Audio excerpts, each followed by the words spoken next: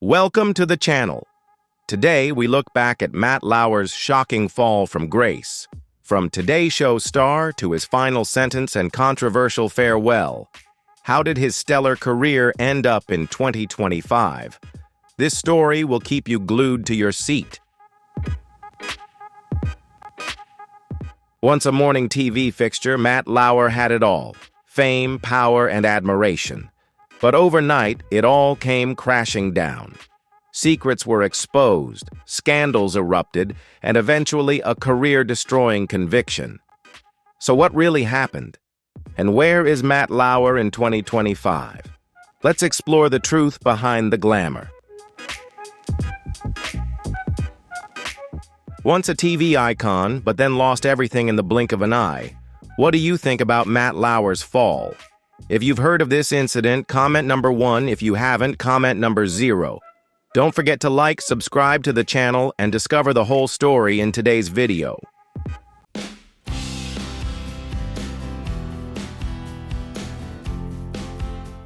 You know, it was a huge shock, and it took me a long time to come to terms with what had happened.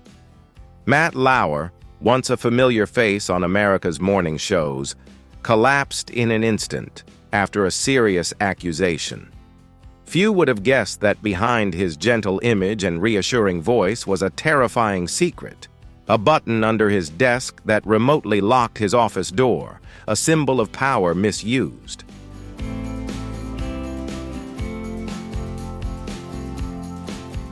It all ended irrevocably. On March 30th, 2025, the world held its breath as Matt Lauer, once the symbol of warm mornings, was sentenced to life in prison without parole. A bitter end to a shattered legacy. Chilling audio recordings, desperate cries for help from victims, and a devastating psychological report were the final blows to Matt Lauer's once glorious image.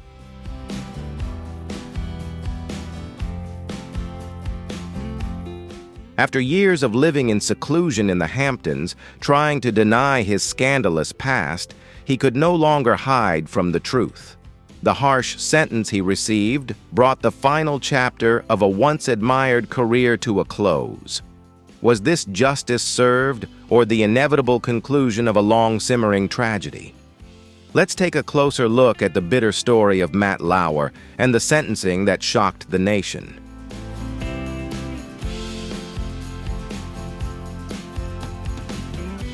At trial, Matt Lauer broke down as he heard the life sentence.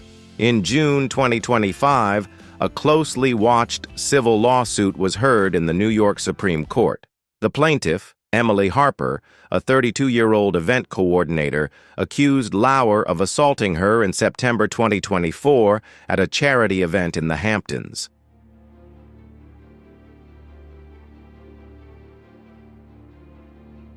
Harper claims that despite being out of the television spotlight, Lauer has used his remaining influence to approach and harm her. The lawsuit has sparked public outrage, with many believing that Lauer's true nature has not changed since the 2017 scandal. Instead, it has become more sophisticatedly hidden. The trial immediately became the focus of media attention. Fierce debates about responsibility and power were sparked. The case raised questions about the abuse of power in society.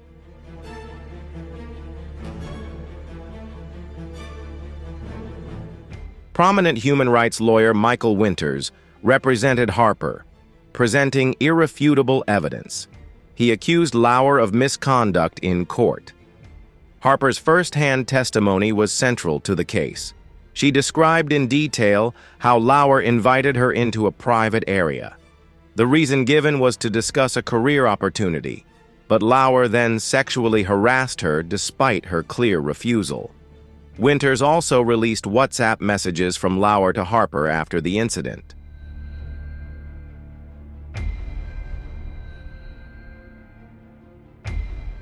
The messages included a shocking line. "Hope you didn't misunderstand last night. It was just a little fun." The messages sparked public outrage. Another key piece of evidence was a 45-second audio recording. It was accidentally recorded by a waiter whose phone automatically activated recording mode when it heard an unusual sound. In the recording, Harper can be heard clearly saying, "Stop, I don't want this." Lauer's voice responds, "Relax, it was just a little fun."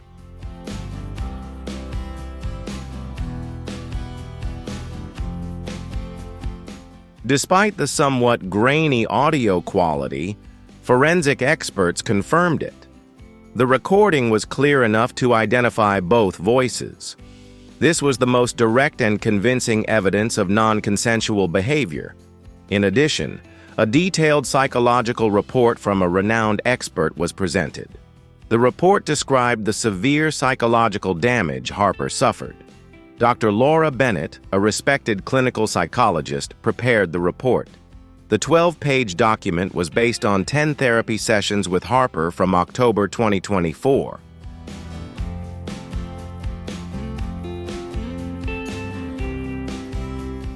She diagnosed Harper with post-traumatic stress disorder, PTSD, and severe anxiety. The report detailed symptoms such as recurring nightmares related to the attack. Harper also had a fear of older men. She experienced deep feelings of guilt and low self-esteem. Dr. Bennett concluded that these symptoms were consistent with trauma from the attack. Harper had no previous history of similar psychological distress. Harper's personal diary supported the report as she wrote, "I can't sleep. I keep thinking about his hands."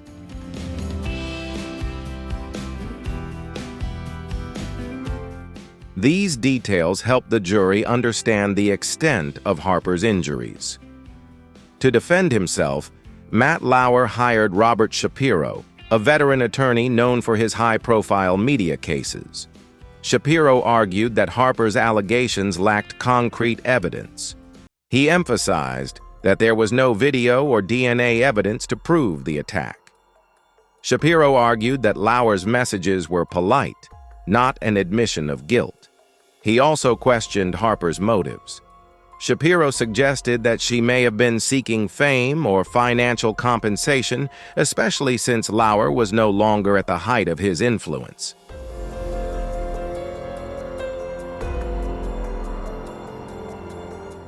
Shapiro also brought in a witness, the event organizer, to undermine Harper's credibility. The witness testified that Harper had approached Lauer to discuss a career opportunity. On the stand, Emily Harper, her voice trembling but determined, recounted the incident. She said Lauer initially seemed friendly and made her feel safe. But that trust was betrayed. Harper broke down in tears as she described the moment of the attack, saying, "I trusted him to help me, but he just wanted to control me. I felt worthless. Did you watch Matt Lauer on TV before the scandal? If so, leave a comment of 2. If you didn't know him before the scandal, leave a comment of 5. Don't forget to subscribe to the channel so you don't miss any more shocking stories, and follow the journey from the peak to the fall of an American television icon."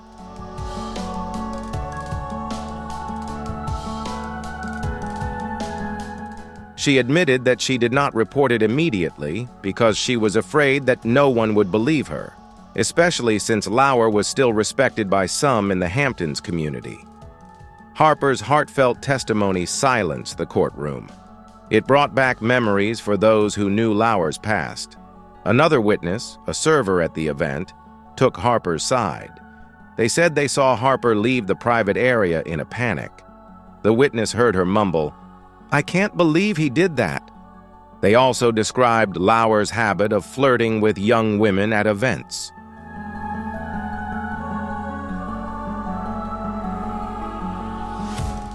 The practice was familiar to those who had heard rumors about him. While the testimony did not directly confirm the assault, it helped paint a picture of a man who repeatedly abused his influence. In a surprising turn of events, Brooke Neville and Jane Thompson testified. They provided important context for Lauer's long-standing pattern of behavior. Neville, visibly emotional, insisted that Lauer's behavior had followed a consistent pattern over time. Thompson, more calmly, described how Lauer made her feel trapped in her work environment, particularly at NBC, where he was seen as a figure of absolute power.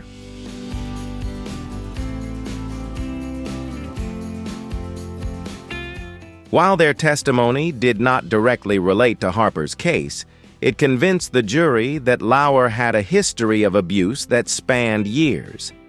This made the current allegations all the more serious in the eyes of the jury. When his turn came, Matt Lauer stood up, his face tense. His voice was a mixture of defensiveness and regret. He denied all the allegations, insisting that his interactions with Harper were brief and professional. "I have learned from my past mistakes and have always tried to live a quiet, respectful life," he said.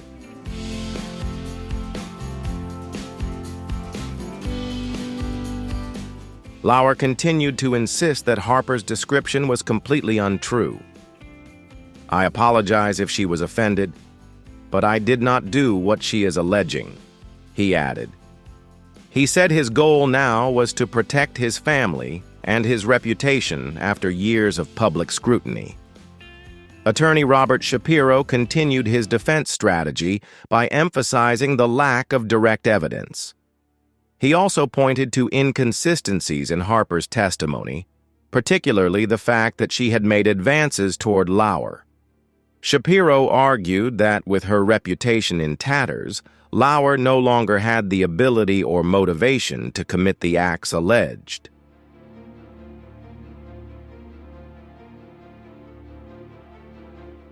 On the opposing side, prosecutor Michael Winters strongly rejected the defense's argument, arguing that Lauer's actions were part of a pattern of repeated actions, regardless of her current status. Winters noted that Harper's initial silence was a common response of trauma victims, who often fear being judged or not believed when they speak up. He also cited Harper's private text messages and mental health records, which he said showed the extent of the trauma she had suffered.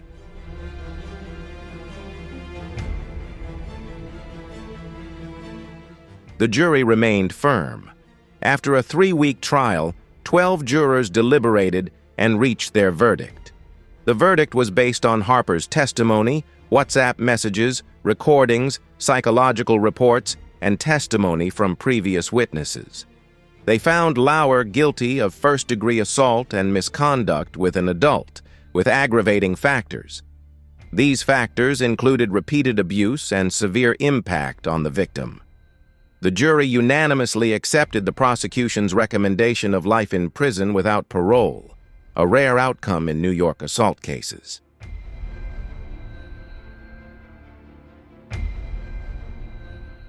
As the judge read the verdict, the courtroom fell silent, all eyes on Lauer.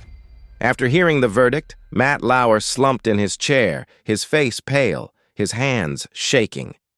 He turned to Robert Shapiro, whispered something before being handcuffed and led out of the courtroom. For a brief moment, Lauer looked back at the stands where his family and a few old friends were sitting. His eyes were filled with shock and despair. In a brief statement from his attorney, Lauer said, "I am deeply hurt and devastated by this verdict. I did not intend to hurt anyone and will continue to fight to prove my innocence."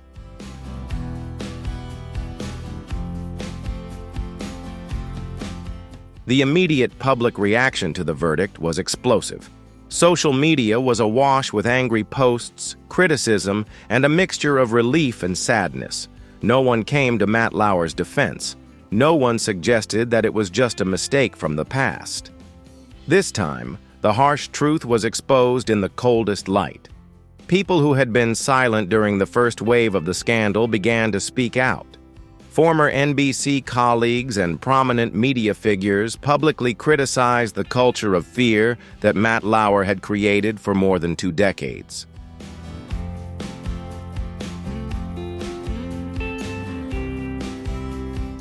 "He's not just an abuser," one person wrote on social media. "He's a symbol of a corrupt system that's sustained by power and silence." Forums quickly became flooded with old interviews of Lauer. Moments once dismissed as minor incidents or harmless jokes were now viewed with disgust. The cold calculation behind Matt Lauer's smile was exposed. One comment stood out with bitterness. "We've had a predator on national television for 20 years and called it entertainment." In particular, a 2012 video resurfaced, showing Matt laughing as he interviewed a female guest about abuse, becoming a symbol of the ethical failings he had long hidden.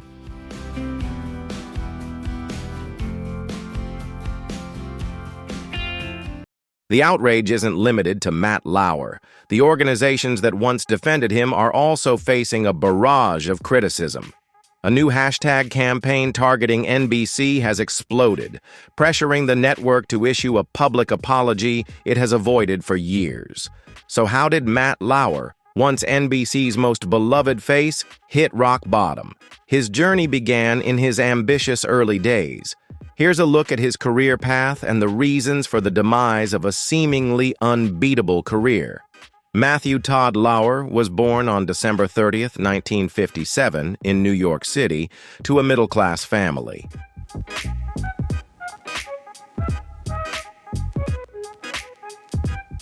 His father, J. Robert Lauer, was an executive at a bicycle company, and his mother, Marilyn Lauer, owned a clothing store. His parents' divorce when he was young had a major impact on Matt's childhood. He lived mostly with his mother in the bustling New York scene, where opportunities and challenges ran hand in hand. Although the family was not religious, his father's Ashkenazi Jewish heritage was an important part of Matt's identity. His mother, a woman of energy and vision, encouraged his creativity and independence. Stories about his father's business ventures also sparked Matt's curiosity about the professional world, which laid the foundation for his dream of a career in media.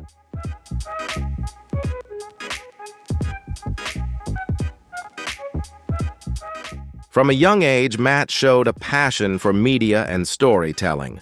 He loved participating in school plays and was particularly drawn to radio. He was impressed by the ability of broadcasters to create a strong connection with their audiences.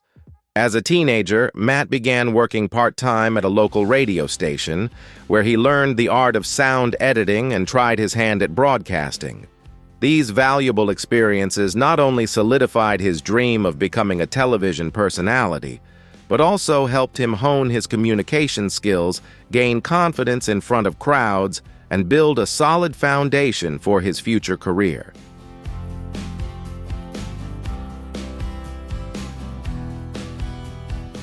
Matt attended Hunter College High School, where he stood out for his charisma and communication skills.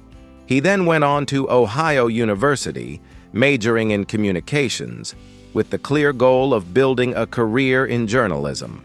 However, in 1979, when he was only 4 credits short of graduating, he made a bold decision. He dropped out of school to take a job at WKTV in Huntington, West Virginia. This was a major turning point, marking the beginning of Matt's journey to the top of his television career. The decision demonstrated his ambition and willingness to take risks.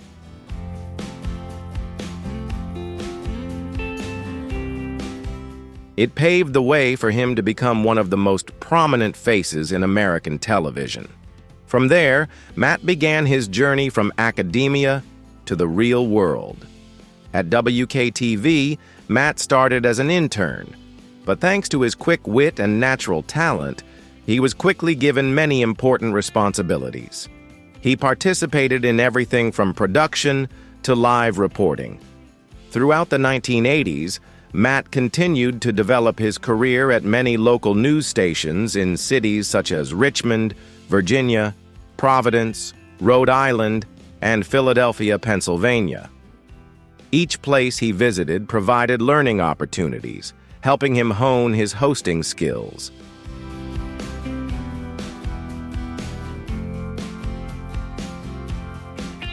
He grew accustomed to the pressures of the job and developed a smooth, professional style that would become his signature.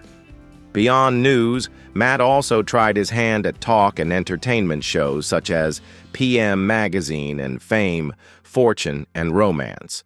While some of the shows didn't last long, they provided Matt with opportunities to interact with audiences and improvise in live situations. By the late 1980s, Matt had built a solid local television career.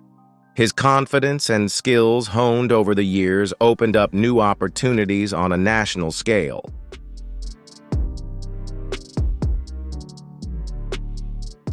In 1990, Matt Lauer joined NBC as a correspondent for Esquire, marking a major turning point in his journey into the world of national television. His charisma and ability to handle complex interviews quickly caught the attention of producers.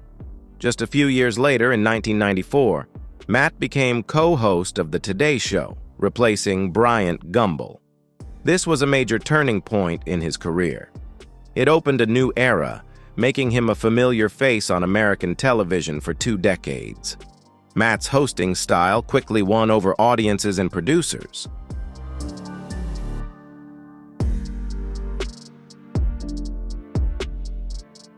He created a captivating television brand. His ability to connect with audiences on the small screen, combined with his natural hosting style, made Matt an icon of American morning television. At the height of his career, Matt Lauer was a fixture on The Today Show, helping the show maintain its top position for many years, along with his colleagues. His career is not only measured by his personal achievements, but also by the great influence he has left on the television industry.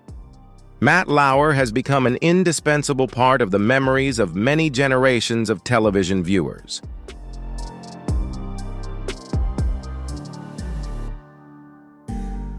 During his more than 20 years as the main host of The Today Show, Matt conducted thousands of interviews with world leaders.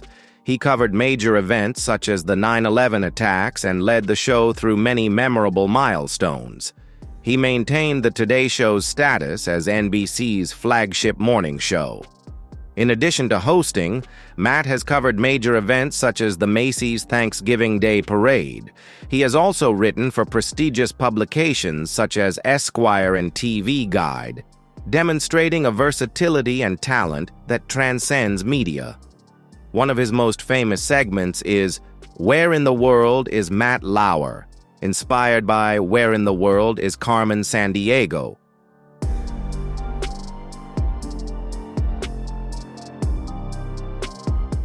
The segment took him to exotic locations like Bhutan, Easter Island, the Panama Canal, and the Great Wall of China.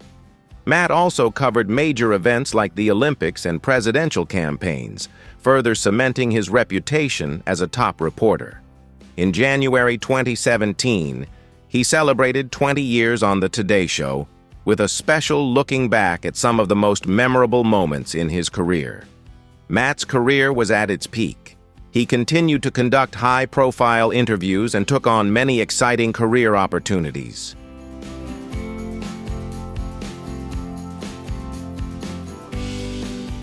One memorable moment came in June 2005 when he interviewed Tom Cruise in a controversial discussion about psychiatry and postpartum depression. Although Cruise later admitted regretting the way the interview went in late 2008, it remains a highlight of Matt's career. In 2007, he had the opportunity to interview Prince William and Prince Harry on the 10th anniversary of Princess Diana's death. He also co-hosted the Macy's Thanksgiving Day Parade, which attracted millions of viewers. At the height of his career, Matt Lauer was one of the most recognizable faces on television, earning up to $25 million a year.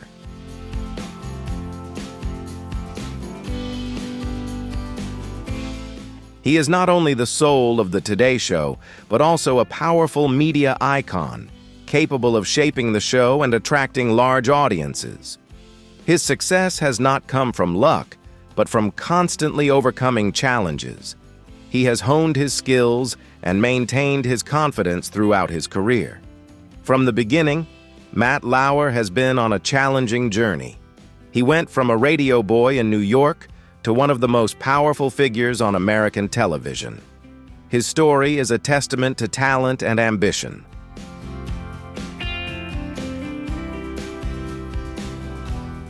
It also represents a bold journey with courageous decisions. Matt has overcome great challenges to reach the top of his career, from building an image on television to maintaining his position in a competitive industry. Despite many difficulties, Matt always knows how to manage and take advantage of every opportunity. That long journey has taken him from a little-known reporter to a television legend and an icon in the American media industry. Matt Lauer's career is not only about fame, but also a journey full of effort and perseverance.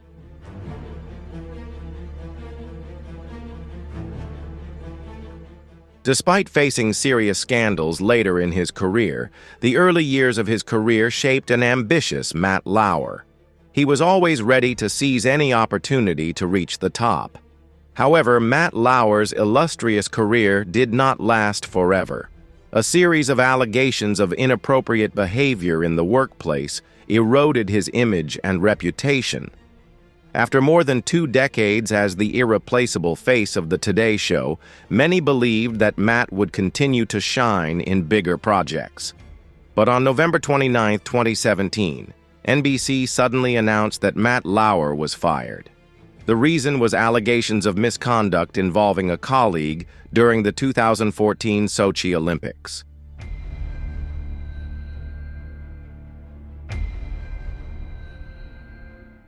The decision shocked the public because Matt had been with the Today Show for more than 20 years. He was loved and trusted for his professional, friendly image. However, the reason was quickly revealed. A female colleague accused him of inappropriate behavior in the workplace. This event marked the downfall of one of the most powerful figures in television.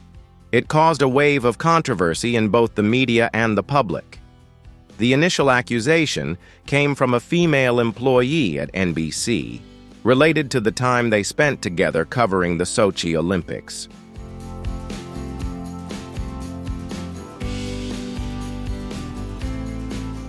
According to reports, the incident occurred in Matt Lauer's hotel room. He was accused of non-consensual conduct. The victim said the conduct continued even after they returned to New York. NBC President Andrew Lack sent a memo to all employees. He confirmed that this was the first formal complaint against Matt in his 2 decades at the network. NBC also acknowledged that there was reason to believe this was not an isolated incident. An internal investigation was immediately launched.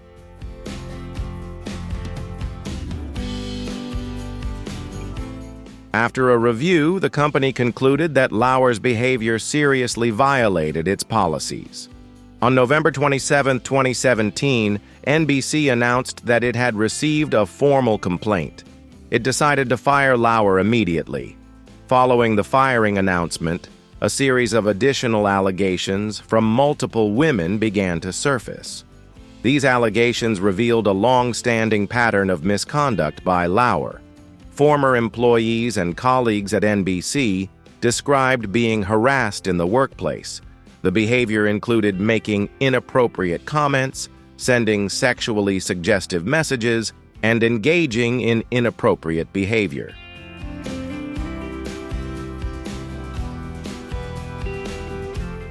Several women have accused Lauer of using his power to force them into unwanted situations.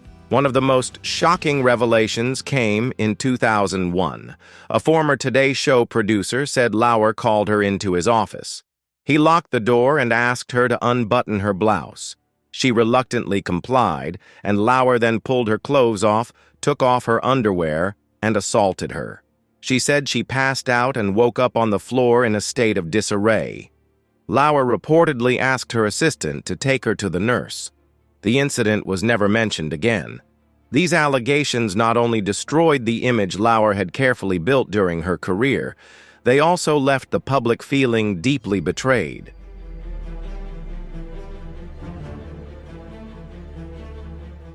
The allegations mark the end of a glittering period in American television. and they have shattered the reputation and career Lauer built over 2 decades. Another source has made more shocking allegations about Matt Lauer, saying he exposed himself to a female colleague and gave her personal items with detailed notes on how he intended to use them. NBC has said it was unaware of the allegations until it received a formal complaint in 2017. But Linda Vester, a former prominent reporter, has disputed NBC's claims.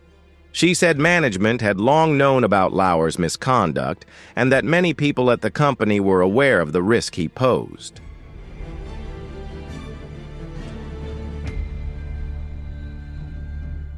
Ronan Farrow reinforced this claim in his 2019 book, Catch and Kill, citing multiple sources who said NBC knew about Lauer's behavior in advance. Farrow also revealed that Harvey Weinstein took advantage of NBC's silence about Lauer's scandals. Weinstein used this to pressure the network not to publish stories that might expose his own scandals. By then, at least 10 forced accusations had been made against Lauer by current and former colleagues.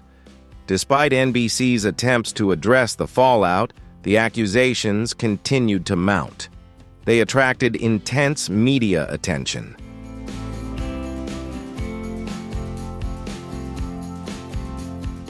One of the most serious allegations came in 2019. Brooke Nevels, a former NBC employee, publicly accused Lauer of raping her in a Sochi hotel room in 2014. Nevels recounted the incident in detail in Catch and Kill. She described Lauer's behavior as not only non-consensual, but also deeply hurtful. She said Lauer asked her to perform sexual acts in exchange for a breakup video with her boyfriend, who was leaving NBC. Nevels said she felt humiliated and disgusted that she had to lower herself for such a simple request. The emotional wounds from the incident never healed.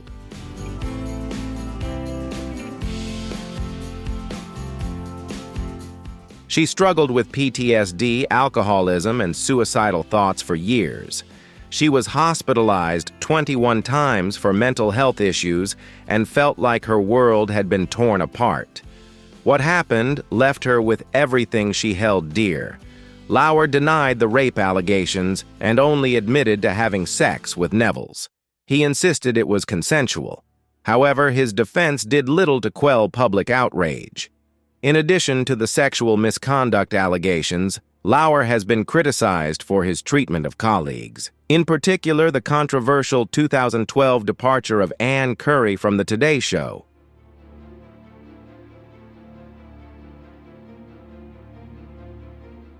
Lauer was reportedly unhappy with Ann Curry's on-air interactions.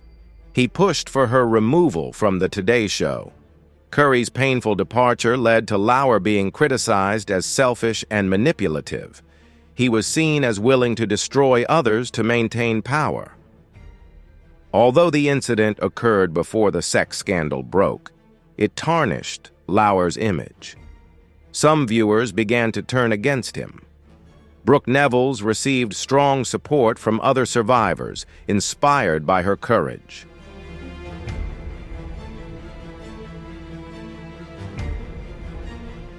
Nevels expressed gratitude for the outpouring of solidarity from others with similar stories.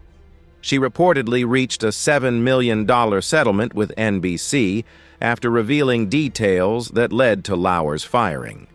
Just weeks after the scandal broke, another former co-worker, Addie Zanone, a former Today Show production assistant, came forward. Zanone said she also had a consensual relationship with Lauer, but she stressed that the power imbalance in the relationship left her fearful. Rejecting Lauer could have ruined her career. The revelations deepened the picture of a toxic work environment.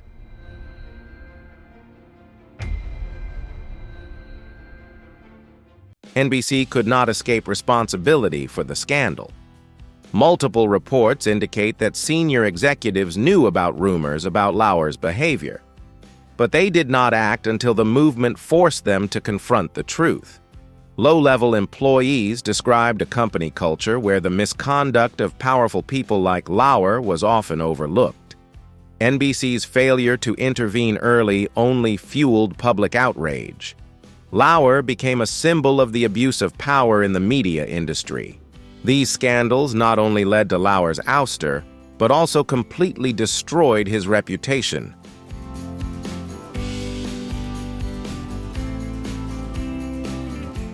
He went from being a beloved anchor, earning up to $25 million a year, to being a social pariah.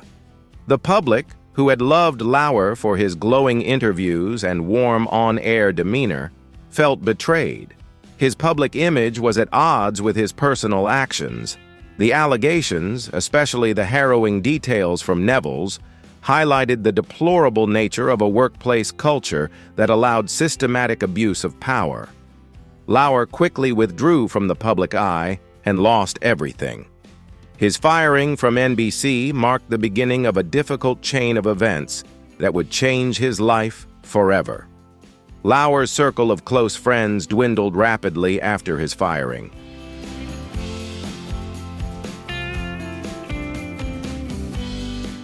Some initially stayed in touch, but their support faded. Lauer felt lonely and isolated. He withdrew from many relationships, especially after former co-anchor Katie Couric released her memoir, in which she shared private text messages and criticized Lauer. This deepened Lauer's hurt, a source said. His trust in his old friends was shaken. Connecting with them became extremely difficult.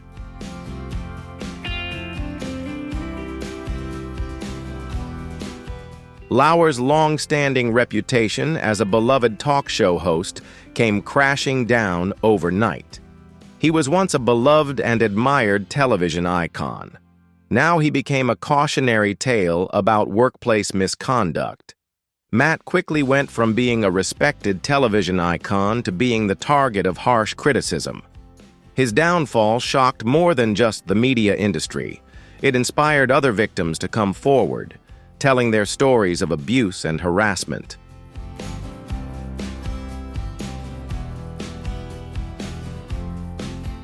So, how did the scandal affect Matt's personal life? His love life was tumultuous. Matt's first marriage to television producer Nancy lasted from 1982 to 1989. It ended in divorce and they had no children. It wasn't until 8 years later that Matt met Annette Roque, a Dutch model, on a blind date. Their relationship progressed quickly. After just 5 months, Matt proposed.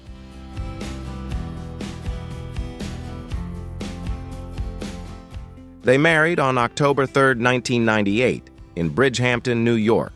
Annette was 30 at the time, and Matt was 41.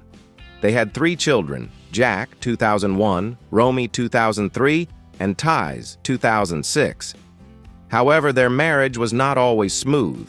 While pregnant, Annette filed for divorce in 2006. She accused Matt of cruel and inhumane treatment, causing pain, humiliation, and anxiety. She described Matt as irritable and hostile.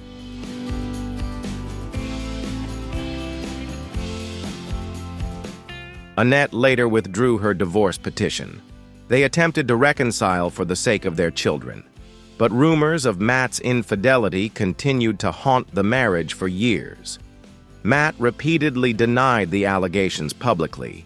He strongly denied an affair with former co-star Natalie Morales in 2016, but the lingering suspicions strained an already fragile marriage.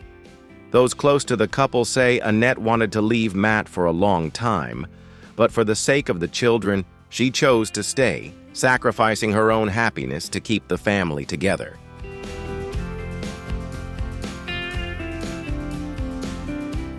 Even before the big scandal broke, Matt and Annette's relationship had its problems. Matt, known for his charm and popularity with women, had often raised questions about his loyalty. These questions were always there and never completely went away.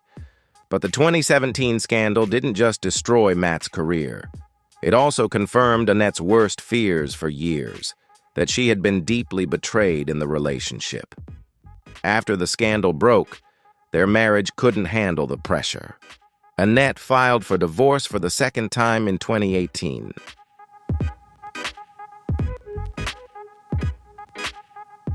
They finally reached a divorce settlement in September 2019. Annette received a large financial settlement, reportedly around $20 million. She also won full custody of their 3 children.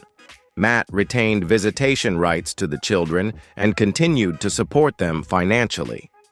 The scandal not only ruined Matt's career, but also irreparably damaged his personal life.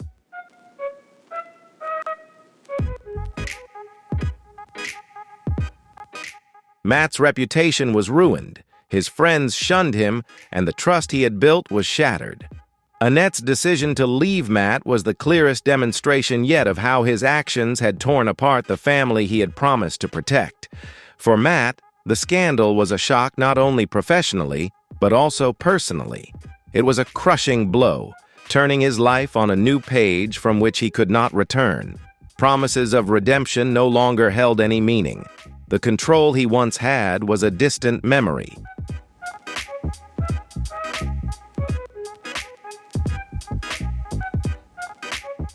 Even before the scandal broke, Matt and Annette had been living apart. While they tried to maintain a family image for the sake of their children and Matt's reputation, the last 2 years of their marriage were extremely difficult for Annette. Not only did she endure persistent rumors of infidelity, but she also had to deal with gossip about Matt's misconduct.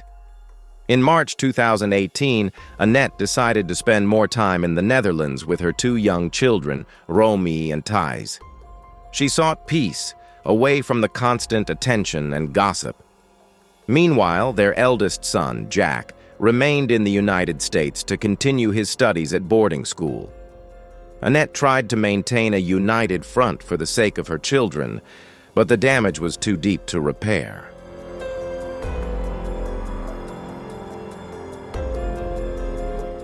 Public appearances became increasingly unbearable for Annette.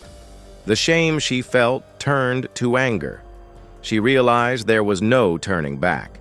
According to relatives, Annette had reached her breaking point, unable to continue playing the supportive wife. The trust had been broken beyond repair. In July 2019, she officially filed for divorce. It was the end of a difficult marriage that had lasted for many years.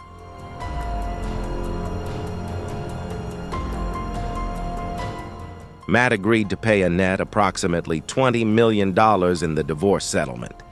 They also reached a custody agreement. While financial compensation was an important part, what mattered to Annette was finding peace for herself and her children. The divorce was more than just an escape from pain. It was the first step in Annette's journey to rebuild her life. She wanted to create a better future for her young family. The decision showed her strength and determination in the face of adversity.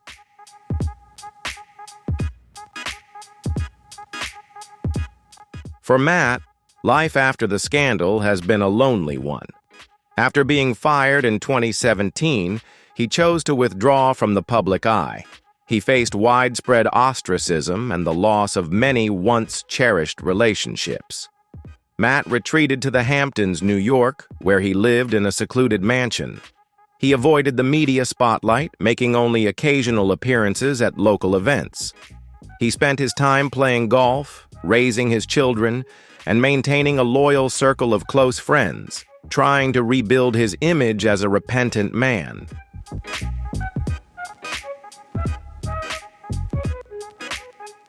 But that effort was dashed in 2024 when Emily Harper accused Matt of assaulting her at a charity event. The incident thrust him back into the spotlight of controversy and criticism. Once a beloved TV star, Matt Lauer became a recluse, trying to escape his past. His remaining years were met with harsher realities as the trial ended with irreversible consequences.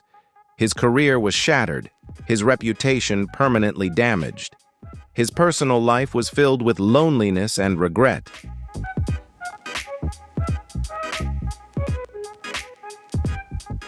And that's the whole journey from the halo to the darkness of Matt Lauer, a cautionary tale about fame, power, and consequences.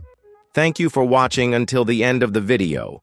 If you find the content interesting, don't forget to leave a like, comment your thoughts, and subscribe to the channel to support me. See you in the next videos.